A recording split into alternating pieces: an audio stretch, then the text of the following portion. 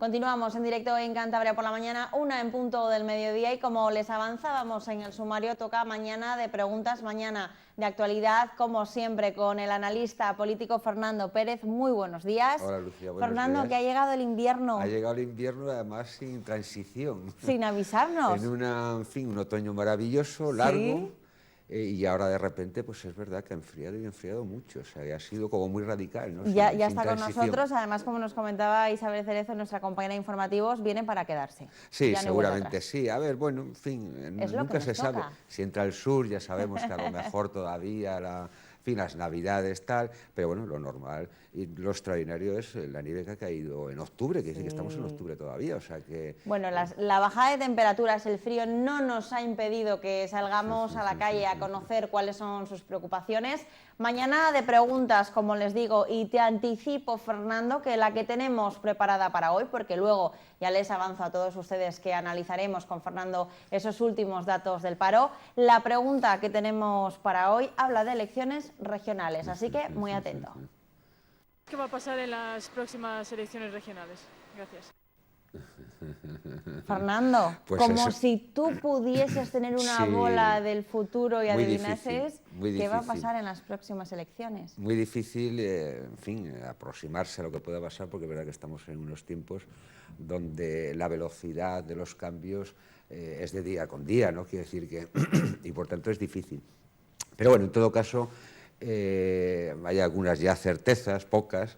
Las elecciones van a ser el cuarto domingo de mayo del 2019. De los 5 partidos que yo creo que van a tener representación parlamentaria, hay 2 que ya han elegido a sus candidatos. En primer lugar fue el PSOE, con Pablo Zuloaga a la cabeza, y justo en estos días, ayer o antes de ayer, o el viernes, el PRC ha decidido que por fin Miguel Ángel Revilla va a encabezar, creo que la número 19 vez que se presenta. Yo lo leí y decía 19 ya, pues efectivamente. Sí, son muchas. Y probablemente yo creo que la última, porque es verdad que el presidente Revilla se presentará en el 19 con 76 años cumplidos. Y aparte que dependía un poco también de ese estado de salud, ¿no? Sí, en fin. Lo cierto es que es, en fin, de las pocas certezas que tenemos, pues a partir de ahí todo lo demás son conjeturas y por tanto que nadie me diga, en fin, dijiste, porque adelanto que... Pero bueno, ¿cómo lo veo yo? Digamos, en un contexto donde los partidos políticos, salvo el PRC, que es un partido bastante cohesionado en torno a esa figura mítica del presidente Revilla, el resto de los partidos están sufriendo algunas crisis, hasta el extremo de eso, que el PP todavía no ha elegido, por hablar, el partido mayoritario en estos momentos en la Cámara, no ha elegido su candidato, aunque yo aventuro que creo que va a ser la actual secretaria general o presidenta. Fernando, ¿hay un tiempo estipulado, ahora que dices eso del Partido Popular, no ha elegido todavía a su candidato? ¿Hay un tiempo estipulado para tener un candidato? Sí, está arreglado. No conozco exactamente cuándo empiezan los periodos, digamos, preelectorales, y eso está arreglado, evidentemente, en un momento determinado, en un día determinado, una hora determinado, o presentas candidatura o si no te quedas fuera. Pero bueno, son 2 o 3 meses antes. Es que no conozco el calendario electoral, pero sabemos que es el cuarto domingo de mayo, el veintitantos, siempre es el cuarto domingo de mayo de cada 4 años. Es decir, el cuarto domingo de mayo del 2023 habrá elecciones regionales y municipales en Cantabria y en otras comunidades autónomas, de las que quedan excluidas en el tema regional las históricas, las 4, ¿no? Porque municipales es el mismo día en toda España. Entonces, tenemos la certeza de que va a ser ese domingo de mayo, que hay 2 candidatos, y a partir de ahí yo aventuro que es muy probable que María José Sáez de Buruaga sea la candidata del PP, y a partir de ahí muchas incógnitas en los otros 2 partidos con posibilidades, en mi opinión, de tener representación parlamentaria, que es Podemos, con una crisis brutal, o sea, salen de una y entran en otra, es decir, estos 3 años y pico de representación parlamentaria, las crisis han sido interminables y agotadoras, en mi opinión, ¿no? Y el tema de Ciudadanos, que también ha tenido su crisis, 2 diputados, de los cuales uno está en el grupo mixto y otro se mantiene, y que yo creo que tampoco tienen decidido quién va a ser el candidato. A partir de ahí, sabemos que tenemos 35 diputados que elegir ese día de mayo. La actual representación parlamentaria es 13 el PP, 12 el PRC, 5 el PSOE, 3 Podemos y 2 Ciudadanos. En mi opinión, el gran movimiento se va a producir en la derecha política, representados por el PP y por Ciudadanos, que la suma de los 2 son 15 diputados. Yo no creo que mejoren ni empeoren las posiciones en términos de bloque político, de derechas. Yo creo que van a tener 15 diputados, pero va a haber una corrección importante como se produjo en su momento entre el PSOE y Podemos, ahora entre el PP y Ciudadanos.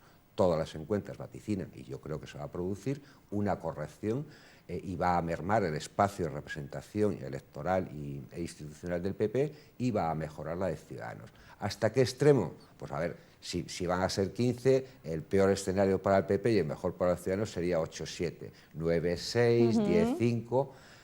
Pero ahí estamos, es decir, insisto, yo no creo que ni vaya a mejorar ni vaya, digamos, a empequeñecer. Entonces, pero es muy importante esta variable que se va a introducir de la corrección del espacio electoral en términos de representación parlamentaria.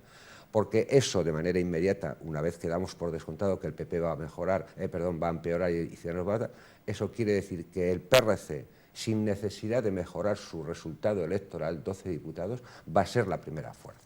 Por tanto, una segunda, digamos, aventura es que el PRC va a ser el primer partido, sin necesidad de mejorar, porque yo no veo mucho espacio para mejorar, salvo que se dé una circunstancia que yo no tengo claro, y es que Podemos se quede sin representación parlamentaria. Yo creo que Podemos va a bajar y el PSOE va a subir, probablemente en términos de vasos comunicantes. La merma de Podemos es 3, 2 o 0, porque es verdad que si tú pasas el corte del 5%, matemáticamente o casi matemáticamente te da 2 diputados. Por tanto, en el término de la derecha lo que he dicho, en el término del PRC lo que estoy diciendo, y la otra segunda, digamos, incógnita o tercera, sería ese 5 más 3, 8, que es la suma de los actuales 5 del PSOE y 3 de Podemos, ¿cómo se va a sustanciar? Yo creo sinceramente que Podemos va a pasar el corte del 5%. No recuerdo exactamente ahora en términos qué porcentaje tiene, pero debe ser en torno al 15%. De ese orden, yo no creo que baje, a pesar de las crisis sistemáticas, la marca Podemos, yo creo que bajará y perderá 1, pero no creo que se quede fuera del Parlamento. Entonces, si eso es así, el margen de mejora del PSOE es en función de lo que pierda Podemos, y estoy diciendo que no creo que pierda más de 1, por tanto el PSOE subirá de 5 a 6 y en el mejor de los casos, en mi opinión, a 7.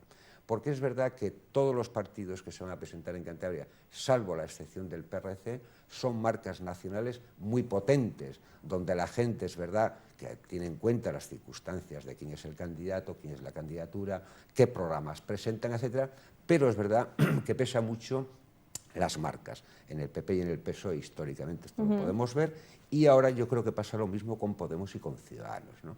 Entonces yo creo que en el escenario que se puede dar en el 19 es que el presidente Revilla, sin mejorar la posición de 12, sea la primera fuerza, y a partir de ahí lo importante es que para él, no sé si para Cantabria, eso en función de cada uno, puede elegir entre 3 opciones para hacer un gobierno de coalición, que no hay que olvidar que la mayoría absoluta sobre 35 es 18. Si tiene 12, puede haber 3 partidos y es muy probable que superen los 6 necesarios para hacer un gobierno de coalición. Desde luego el PSOE, yo creo que Ciudadanos y desde luego el PP. Entonces, es lo que llamamos la geometría variable en el sentido más tal. Es decir, ya no es que la obligación, como hasta ahora ha sido con el PSOE, que es, yo creo, su socio, yo sinceramente lo creo, preferencial, sino que va a poder elegir con otras opciones, y eso, entre otras cosas, probablemente haga que el pacto con el PSOE se devalúe, porque si tú tienes la opción de elegir entre otros, evidentemente juegas con ventaja, por decirlo de alguna manera, en términos de pacto. Por tanto, yo creo que en el 19 habrá una fuerza mayoritaria, que será el PRC, lo que he dicho de la división del espacio de la derecha y del espacio de la izquierda, y a partir de ahí, ¿con quién será el gobierno de coalición? En mi opinión, el presidente Revilla ha estado muy a gusto en las coaliciones con el Partido Socialista. Es probable que ahora tenga algunas dificultades de comprensión mayor con el actual liderazgo del PSOE, Pablo Zuluaga, pero en todo caso el presidente Revilla tendrá muy en cuenta quién es el presidente del Gobierno de España en esos momentos y quién lo puede ser en el inmediato futuro cuando haya elecciones, ¿no? Y eso yo creo que va a ser otra de las, digamos, razones que se meterá en la costelera. Pudiendo elegir entre 3, devaluará algo el pacto, es decir, tratará de sacar, entre comillas, ¿no? Estoy en términos coloquiales, tajada, pero tendrá muy en cuenta las circunstancias de que quién es el partido que gobierna España, porque el presidente Revilla, y yo que he estado en el gobierno también lo sé, es muy importante quién sea el partido gobernante. Yo siempre digo, y estaría dispuesto, en fin, daría para otros programas, que a Cantabria le va mejor cuando los socialistas gobiernan en España. Y yo creo que el presidente Revilla es de esa opinión. Yo creo que va a haber, en fin, sabiendo que falta mucho tiempo, aunque parece que está a la vuelta de la esquina, porque realmente pasarán las Navidades y ya estaremos en la batalla preelectoral, que siempre es larga, es decir, está tasada en 15 días, en lo que es la campaña electoral, pero la pre-campaña electoral, a partir de Reyes, el día 7 de enero, ya te aventuro, y seguramente tendremos oportunidad de comentarlo, que habrá una larga campaña electoral.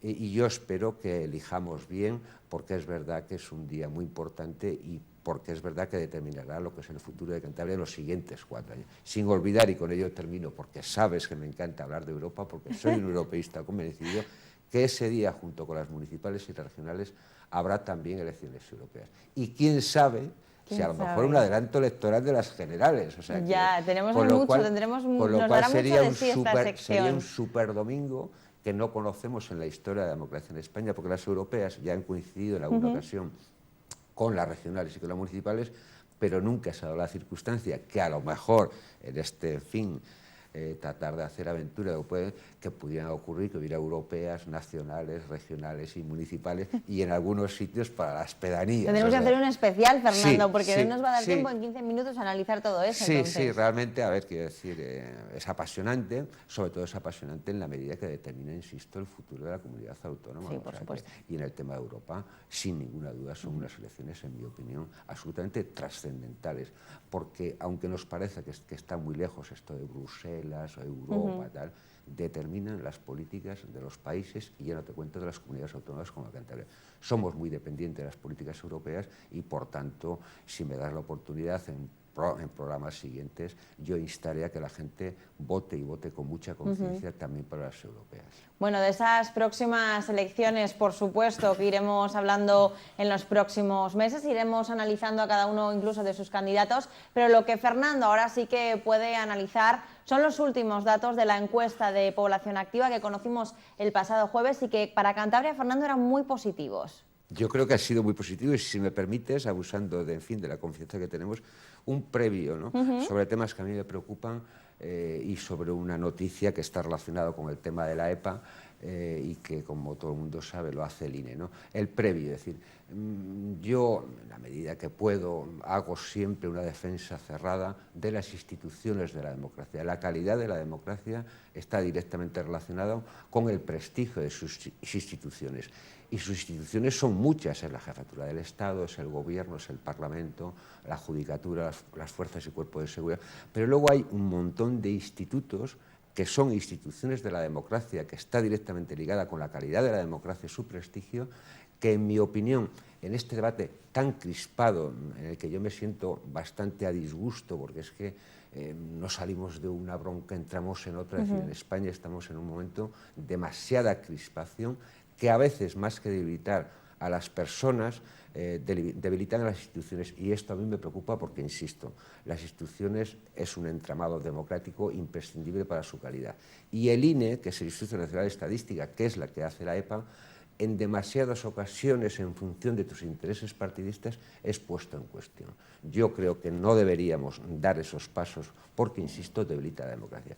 Y, en segundo lugar, relacionado con el INE, una noticia que me ha dado mucha satisfacción, y es que hace aproximadamente 15 días ha sido elegido para presidir el INE, para ser el presidente del INE, Juan Rodríguez Pou, catedrático de la Universidad de Cantabria, con el que he tenido la satisfacción de trabajar durante 7 años cuando estuve en la Consejería de Economía, y que fue el encargado por el entonces consejero para que pusiera en Cantabria, digamos, una representación del INE, que es lo que llamamos el ICANE, el Instituto Cántabro de Estadística, ¿no?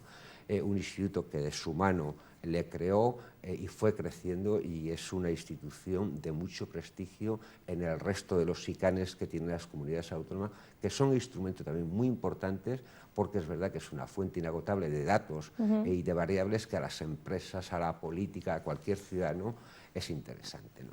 dicho este previo, que me parecía obligado a las Sí. dos cosas, defender la institución y en este caso dar a conocer lo que seguramente ya mucha gente sabe, es que el presidente actual del INE es Juan Rodríguez Po, catedrático de Econometría de la Universidad de Cantabria. A partir de ahí, la valoración, digamos, las partes positivas de la Lo EPA. positivo y lo negativo. Sí, sí, porque efectivamente, primero, Hay cosas que hay que seguir lo mejorando. más, digamos, lo que destaca de la EPA siempre es el dato del paro, ¿no? A partir de ahí que la gente sepa que hay muchas variables y hay cantidad de información que afecta a la educación, que afecta, es decir, realmente a la información y por tanto no vamos a abusar del espectador y vamos a dar aquellos datos más relevantes desde el punto de vista de lo positivo y también de lo negativo que también existe, ¿no? A ver, que Cantabria tenga el 8,99% de paro y que sea la segunda comunidad autónoma con menos paro, en sí mismo es una noticia positivo. del que todos deberíamos estar satisfechos, porque he escuchado algunas opiniones que solamente ponen el foco en lo negativo que lo tiene. Pero si uno quiere ser, en mi opinión, por supuesto cada uno puede hacer lo que quiera, hacer una valoración, digamos, objetiva, y luego está otras cosas, ¿no? Tiene que destacar esto, es decir, el 8,99%, teniendo en cuenta que la media de España es el 14,5%, por tanto, casi 6 puntos de diferencia, esto es muy importante. Ser la segunda comunidad autónoma tras Baleares, que tiene el 7 y algo, es muy importante. Ser una de las 6 comunidades autónomas que está por debajo del 10%, esto es muy importante. Que haya 24.400 parados, que es verdad que son muchos parados, pero que en términos relativos es esto, yo creo que es un chute, no de optimismo, pero sí decir, bueno, algo se estará haciendo Algo se bien, está haciendo. algo está pasando en Cantabria para ser la segunda comunidad autónoma, porque es una variable, las variables económicas son infinitas, pero esta es una muy ponderada, es decir, en el CIS leíamos recientemente una encuesta del CIS. La primera preocupación de los españoles, el dato del paro, el 40 y tantos %, y luego la segunda era ya con el 20%. Es decir, el gran problema que hoy tienen los españoles es el dato del paro, y yo diría más que el dato del paro, el dato del mercado, digamos, laboral, del mercado de trabajo, porque luego veamos las debilidades, ¿no? Por tanto, esto es muy importante y yo lo destaco. A partir de ahí, es verdad que ahí me gusta siempre hablar de las EPAs en términos interanuales más que en términos hablar de las EPAs en términos interanuales más que en términos intertrimestrales, porque ya sabemos que el comportamiento de las EPAs en Cantabria del segundo y el tercer trimestre son los datos buenos. La EPA que espero que valoremos del último trimestre, del cuarto trimestre, y que la valoraremos en el mes de enero, pues veremos que seguramente ha empeorado, porque el cuarto trimestre y el primer trimestre son las EPAs en términos de empleo o de paro que peor le van a Cantabria, porque hay un mercado laboral en algunas partes, no en todo, estacional y que tiene que ver con el turismo, cosa que ya todo el mundo sabe, ¿no? Pero bueno, yo creo que efectivamente es un dato que es muy bueno. Hay 24.400 parados según la EPA, que por cierto es, digamos, para que la gente sepa, porque siempre hay dos datos que llevan a confusión. Uno es el dato de la EPA, que es trimestral, y otro lo que llamamos el paro registrado, que es mensual. En términos de Europa, y desde luego la encuesta, porque es una encuesta, está homologada por la Unión Europea. Todos los países miden su paro en función de lo que llamamos EPA y en otros países llamarán UNTA, ¿no? Entonces, a partir de ahí, el interanual hay 7.000 personas menos en el paro, es decir, que eran 31.000 y ahora son 24.000, lo cual está bien. Eso es una reducción interanual del 20 y tantos %, que está muy bien, ¿no? Pero es verdad que es la constatación, porque la EPA es una de las variables económicas, pero en algunas ocasiones hemos tenido la oportunidad de comentar que el turismo, por ejemplo, en esta temporada ha ido bien. La industria está, afortunadamente, porque es un sector que es clave en cualquier economía y que es, como he dicho en muchas ocasiones, Cantabria tiene el 20% de su PIB, que está relacionado con la industria, está yendo muy bien. Prácticamente los datos que salen mensuales, tanto del IPI como del PRI, nos indican que los datos que la industria en Cantabria está yendo muy bien. Y esta es una de las fortalezas que tiene juntamente con el turismo, y es verdad que el consumo no acaba, digamos que está un poco gripado, es decir, pero no solamente en Cantabria, sino en España, es decir, el consumo relacionado con el comercio y demás, Sí. y es verdad que es la economía española, como todas las economías, dentro del sector servicio, lo que tiene que ver con el consumo es una parte del comercio y del consumo, es una parte importante, ¿no? Y yo ahí veo una debilidad, y luego en el sector de la construcción, que es verdad que en Cantabria están empezando a mejorar, pero lejos todavía de aquellos datos de la construcción en empleo y en PIB, ¿no?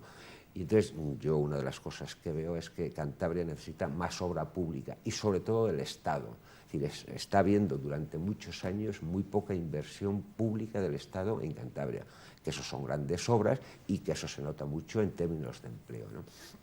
Bueno, pues eso serían, digamos, las fortalezas. Y brevemente, porque a mí Brevemente. me gusta que nos quedemos también con eso positivo, Sí, ¿no? sí, Con sí, todo eso sí. que hemos ido mejorando, con esos resultados que a quien le guste o no le guste, Sí. ahí están plasmados. En un minuto, algo lo más negativo o una de esas debilidades que Sí, tenemos que mejorar, la gran Fernando. debilidad del mercado laboral en Cantabria y en España es la precarización del mercado laboral, ¿no? Es decir, la sustitución de empleo temporal por empleo fijo. Esto es un problema que es grave y que afecta sobre todo a los jóvenes, que en muchos casos cuando se dice que la gente está trabajando es porque ha estado un mes trabajando, semanas. Es decir, la precarización realmente es lamentable, ¿no? Y yo creo que es una grande, y desde el punto de vista del componente del mercado laboral, hombre-mujer, pues hemos dicho que la media es el 8,99, pero las mujeres están en el 10,5 y los hombres se verá que están por debajo del 8, el 7 y pico. Es decir, por tanto, jóvenes, mujeres y precarización, digamos, que supone unas condiciones laborales peores, desde luego una merma salarial importante, y por eso el otro día tuvimos la oportunidad, y aprovecho desde el punto de vista de las debilidades, a resaltar la voluntad del gobierno de Pedro Sánchez de poner el salario mínimo interprofesional en 900 euros, porque la precarización tiene que ver con la devaluación salarial, con unos salarios que son escasos ya no para familias, sino para jóvenes. Es decir, con 900 euros que se pretende, eso quiere decir que es que ahora hay mucha gente que está ganando menos de 900 euros y así no se puede, digamos, sostener, y que tiene que ver con que el consumo esté gripado. Si no hay salarios que mejoran, el consumo se retrotrae, con lo cual no es una debilidad poner el salario mínimo de 900 euros, sino serán oportunidades de negocio para muchas empresas, pequeños establecimientos que viven del consumo y que viven del comercio. Unos resultados positivos, próximos resultados que iremos conociendo los próximos meses y que comentaremos sin duda aquí con Fernando. Fernando Pérez, muchísimas gracias. A ti, Lucía. Y en 15 días aquí te esperamos. Nos vamos a ver. Muchas gracias. A todos ustedes, breve pausa, alto en el camino y estamos de vuelta en Cantabria por la mañana.